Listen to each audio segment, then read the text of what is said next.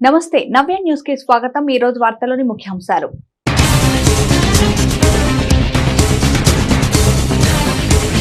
చీరాల మండలం తోటవారిపాలెంలో ఘనంగా శ్రీ పోలేరమ్మ అమ్మవారి తిరునాళ్ల మహోత్సవాలు పెద్ద ఎత్తున తరలివచ్చిన భక్తజనం అమ్మవారికి నైవేద్యాలు చెల్లించి మొక్కులు చెల్లించుకున్న భక్తులు।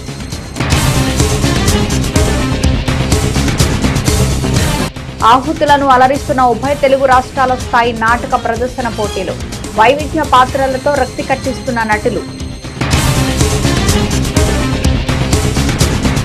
చీరాలో బీజేపీ నాయకుల సంబరాలు, దేశ ప్రధానిగా వరుసగా మూడోసారి నరేంద్ర మోదీ ప్రమాణ స్వీకారం చేయడంపై హర్షం, బాణాసంచాలు, స్వీట్స్ పంపిణీ చేసిన బీజేపీ శ్రేణులు।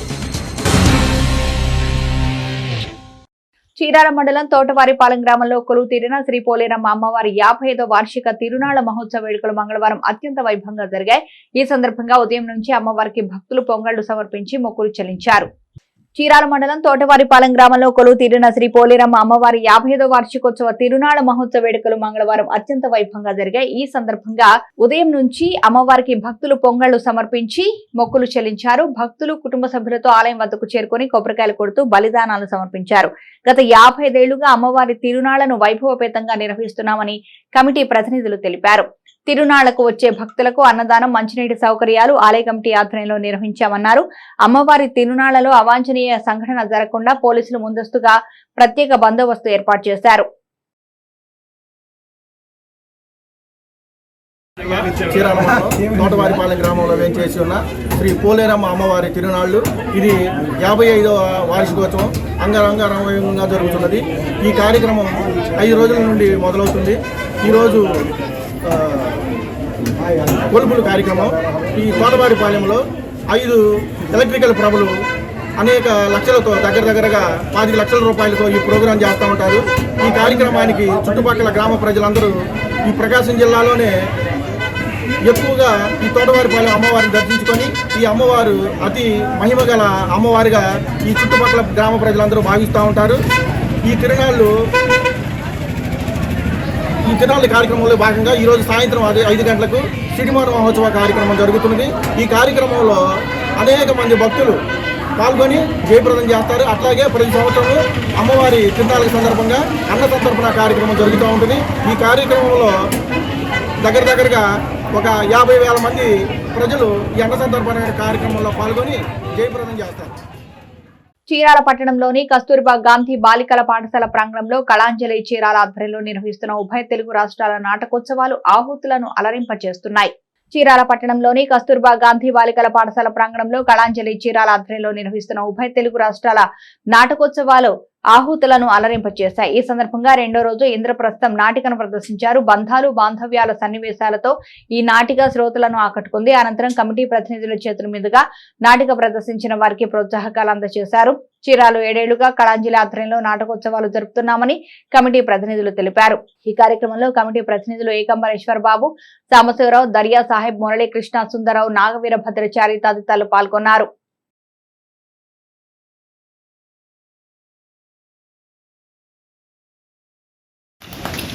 ఏదో ఒక రకంగా ఏదో ఒక మార్గం ద్వారా ఖచ్చితంగా ప్రజలు సంతోషపడే విధంగా ఆనందించే విధంగా చేయాల్సినటువంటి అవసరం ఉంది ఇక్కడ।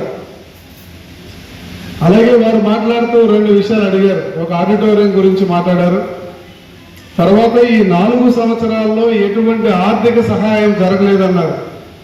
జగన్మోహన్ రెడ్డి గారి యొక్క ప్రభుత్వంలో ఏమైనా ఒక మంచి పని జరిగిందా అంటే ఎక్కడ ఏ మంచి పని జరగలేదు। ఆయన అంటారు, నేనేమైనా మంచి పని చేస్తుంటే నాకు ఓట్లేయమన్నాడు। ఆయన ఏ మంచి పని చేయలేదు కానీ ప్రజలు ఓట్లేయలేదండి। పోనీ ఆయన చేసినటువంటి 5 సంవత్సరాల్లో ఇదిగో నేను ప్రజల కోసం ఇది చేశా, ఇదిగో నా వల్ల ఇదిగో ఈ ప్రాజెక్ట్ వచ్చింది, నా వల్ల ఇదిగో ఈ నేషనల్ హైవే వచ్చింది, నా వల్ల ఇదిగో పలానా ఊర్లో పలానా మంచి జరిగిందని చెప్పను। ఎందుకు చెప్తున్నానంటే ఎవరైనా సమాజంలో ఉన్నటువంటి ప్రజల యొక్క అవసరాలను దృష్టిలో పెట్టుకొని ప్రజల యొక్క ఆకాంక్షల మేరకు ప్రభుత్వాన్ని నడపాలి తప్ప తనకిష్టం వచ్చినటువంటి పద్ధతులు నడిపితే ఇలాంటి రిజల్ట్సే వస్తాయి। కాబట్టి ఇక్కడ ఖచ్చితంగా కొంతమంది ముందుకు వచ్చి సహకరిస్తారు। అలాగా ఈ సంవత్సరం కూడా 10 నాటికలకి 10 మంది స్పాన్సర్స్ ఉన్నారన్నమాట. ఒకసారి వాళ్ళకి ధన్యవాదాలు చెప్తాం చెప్పడంతో. నాటకం పెద్ద కార్యక్రమం, నాటిక 45 నిమిషాలు, నాటకం కనీసం గంటన్నర 2 గంటల పాటు ఉంటుంది. దాని పార్టిసిపేషన్ ఎక్కువ. నాటకం వరకు 2 స్పాన్సర్లు కలిసి తోడ్పాటును అందిస్తున్నట్లు కనీసం 11 మంది. దీంతో పాటు మనం ఏం చేస్తామంటే ఈ ప్రాంగణానికి వేదిక అని ఒక పేరు పెడతాం. కొంతమంది పెద్దలు వారి యొక్క తల్లిదండ్రుల గుర్తుగానో ఇంకేదైనా సరే కారణంతోనో వేదికకి వాళ్ళ పెద్దవాళ్ళ పేరు చూసుకొని తృప్తి పడుతుంటారు. ఉదాహరణకి ఈరోజు మన సుందరరావు మాస్టరు వారి యొక్క తల్లిదండ్రుల యొక్క పేరు మీద ఈ ప్రాంగణానికి పేరు పెట్టించి తోడ్పాటును అందించారు. దానికి ఇంకొక 5,000 రూపాయలు అదనంగా 20,000 రూపాయలు స్పాన్సర్ చేస్తారు. అలా మిగిలిన ఆ 3 లక్షలు కూర్చుకోవాలి.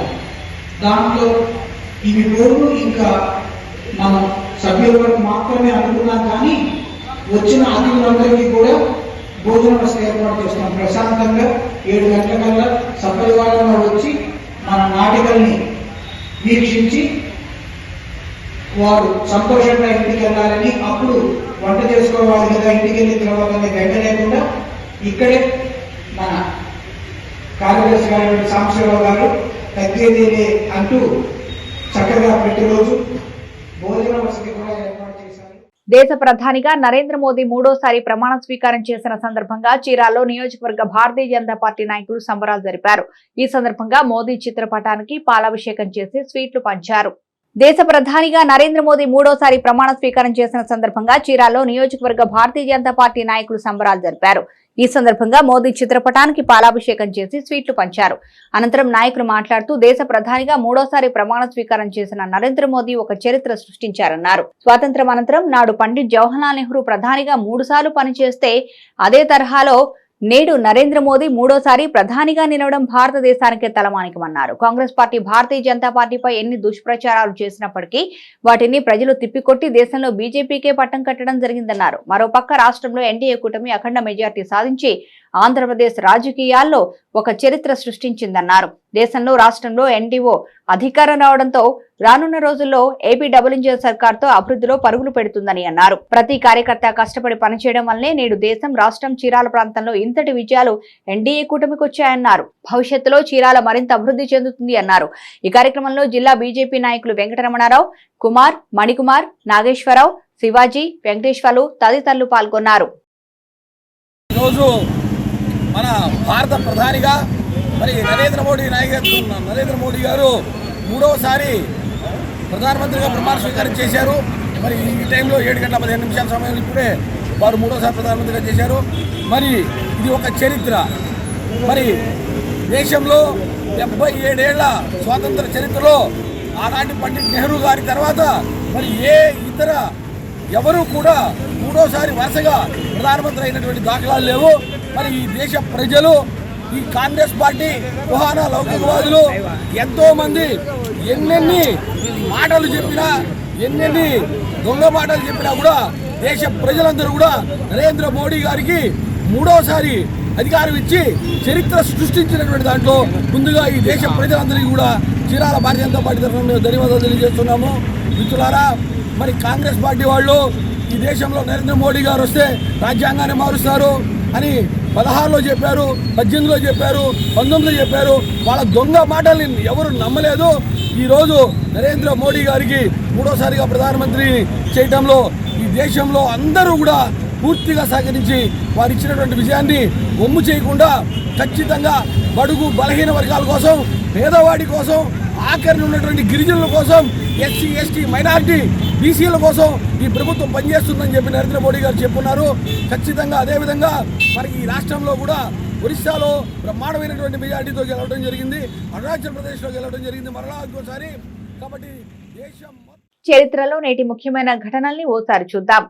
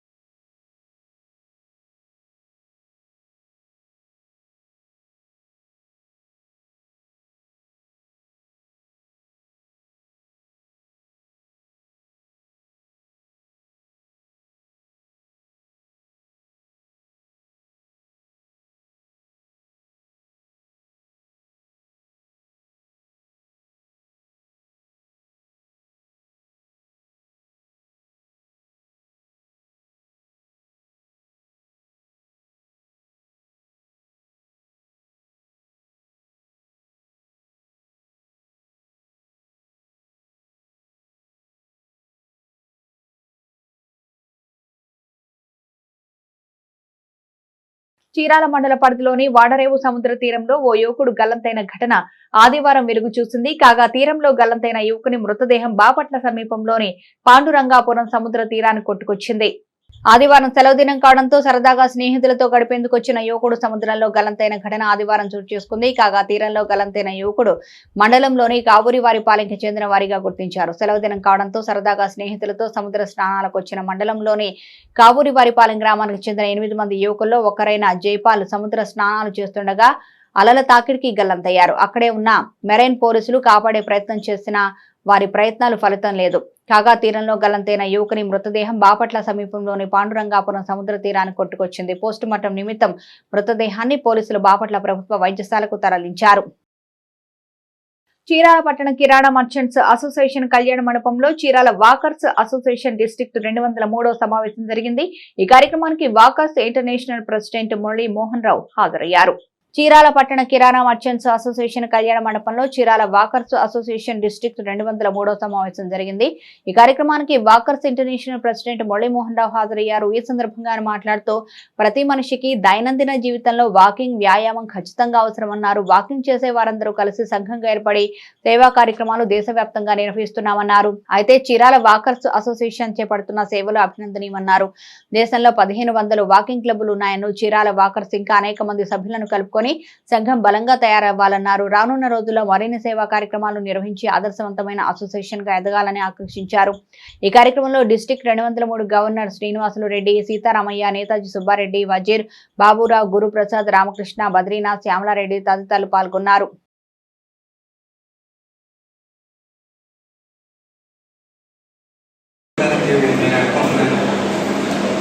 మీకు ట్రైనింగ్ ఇచ్చినప్పుడు నేను ఏ గవర్నర్ని 10 మంది గవర్నర్లో ఒక్కరికి కూడా ప్రతి సంవత్సరం ఆ ట్రైనింగ్లో మీరు 50 ఇవ్వాలి 100 ఇవ్వాలని చెప్తాను. నేను ఎవరికి ఏమి చెప్పలేదు. మీకు చేత ఇది చేయండి, 10 క్లబ్లు పెట్టాలని 10 క్లబ్లు పెట్టండి. కాకపోతే ఎంజీఎఫ్ చేయని వాళ్ళు పొటెన్షియల్ పర్సన్స్ తప్పకుండా 10,000 రూపాయలు అక్కడ మీరు ప్రతి ఒక్కరు కూడా ఎంజీఎఫ్ పెడితే కనుక, ఎందుకంటే దానికి ఉదాహరణ మన సీతారామయ్య గారు వాళ్ళ వైజాగ్లో బిల్డింగ్ పర్మనెంట్ బిల్డింగ్ వచ్చిందంటే ఆయన సుబ్బారెడ్డి గారు వీరంతా కూడా చూసి అక్కడ సెలెక్ట్ చేయడం రిజిస్ట్రేషన్ బాధ్యత ఎవరినారు వాళ్ళందరికీ తీసుకున్నారు. అలాగే మీరు కూడా ఇంతమంది పొటెన్షియల్ పీపుల్ ఉన్నప్పుడు 7,000 రూపాయలు ఇవ్వలేరని నేను అనుకోవట్లేదు, ఇవ్వగలరు. కాకపోతే గవర్నర్ గారిని కొద్దిగా ఒక్కరోజు. నేటి తిరుమల తిరుపతి సమాచారాన్ని ఓసారి పరిశీలిద్దాం. తెలుగు రాష్ట్రాల్లో వేసవి సెలవులు ముగియనుండడంతో తిరుమలలో భక్తుల రద్దీ పెరిగింది. వివిధ ప్రాంతాల నుంచి వస్తున్న భక్తులతో కొండపై ఉన్న 31 కంపార్ట్మెంట్లు నిండిపోయాయి. నిన్న స్వామివారిని 78,064 మంది భక్తులు దర్శించుకోగా 33,869 మంది తలనీలాలు సమర్పించుకున్నారు. భక్తులు సమర్పించుకున్న కానుకల ద్వారా హుండీకి 3.70 ఆదాయం వచ్చిందని టీటీడీ అధికారులు వివరించారు. నేటి వాతావరణ సమాచారాన్ని ఓసారి పరిశీలిద్దాం. ఏపీలోని పలు ప్రాంతాల్లో బుధ గురువారాల్లో తేలికపాటి నుంచి మోస్తారు వర్షాలు కురిసే అవకాశం ఉంది. ఆ మేరకు ఏపీ విపత్తుల నిర్వహణ సంస్థ ఓ ప్రకటన విడుదల చేసింది. బుధవారం నాడు అల్లూరు సీతారామరాజు జిల్లాలో అక్కడక్కడ పిడుగులతో కూడిన తేలికపాటి నుంచి మోస్తారు వర్షాలు కురిసే అవకాశం ఉందని విపత్తుల సంస్థ ఎండీ రోణకి కూర్మనాథ్ వెల్లడించారు. అలాగే పార్వతీపురం, మన్యం, కోనసీమ, తూర్పుగోదావరి, పశ్చిమ గోదావరి, ఏలూరు, కృష్ణా, ఎన్టీఆర్, గుంటూరు, బాపట్ల, పల్నాడు, ప్రకాశం, నెల్లూరు, కర్నూలు, నంద్యాల, అనంతపురం, శ్రీ సత్యసాయి, వైఎస్ఆర్, అన్నమయ్య, చిత్తూరు మరియు తిరుపతి జిల్లాల్లో అక్కడక్కడ పిడుగులతో కూడిన తేలికపాటి వర్షాలు కురిసే అవకాశం ఉందన్నారు. వార్తలోని నేటి అంతర్జాతీయ, జాతీయ, రాష్ట్ర ముఖ్యమైన అంశాలను ఓసారి పరిశీలిద్దాం.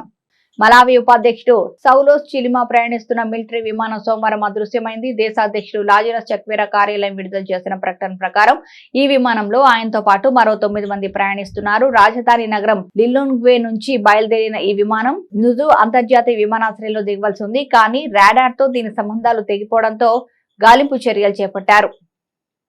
ముచ్చటగా మూడోసారి దేశ ప్రధానిగా పదవిని చేపట్టిన నరేంద్ర మోదీ సర్కార్ తొలి కేబినెట్ సమావేశం నిర్వహించింది.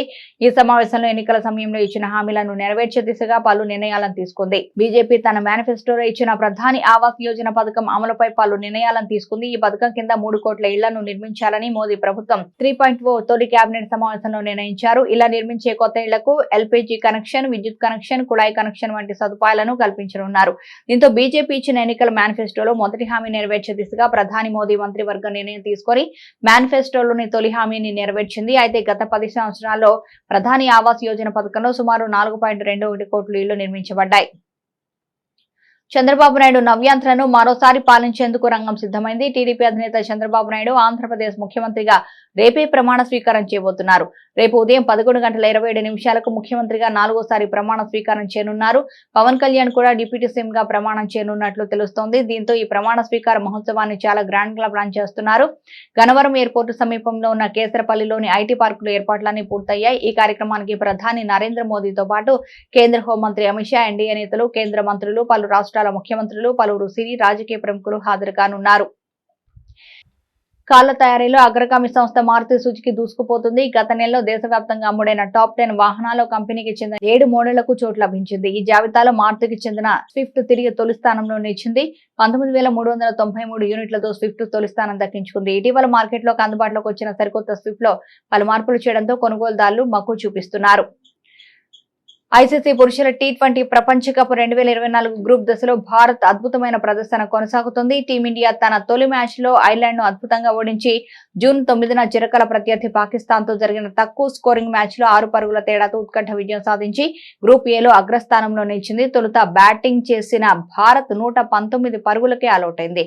టోర్నీ చరిత్రలో పాకిస్తాన్ చేతిలో రెండో ఓటమిని చవిచూడాల్సి వచ్చినా బౌలర్లు అద్భుతంగా రాణించడంతో పాక్ జట్టు మొత్తం ఆడి 117 పరుగులు మాత్రమే చేయగలిగింది.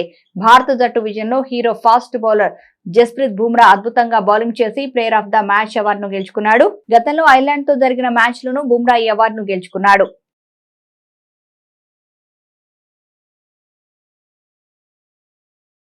నవ్య న్యూస్ ముగించే ముందు ముఖ్యాంశాలు మరోసారి.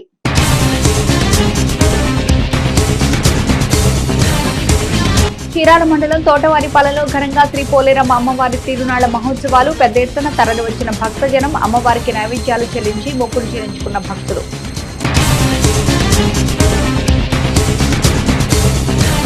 ఆహుతులను అలరిస్తున్న ఉభయ తెలుగు రాష్ట్రాల స్థాయి నాటక ప్రదర్శన పోటీలు. వైవిధ్య పాత్రలతో రక్తి కట్టిస్తున్న నటులు. చీరాలో బీజేపీ నాయకుల సంబరాలు. దేశ ప్రధానిగా వరుసగా 3వసారి నరేంద్ర మోదీ ప్రమాణ స్వీకారం చేయడంపై హర్షం. బాణాసంచాలు, స్వీట్స్ పంపిణీ చేసిన బీజేపీ శ్రేణులు. నవ్య న్యూస్ ఇంతటితో సమాప్తం. నమస్కారం.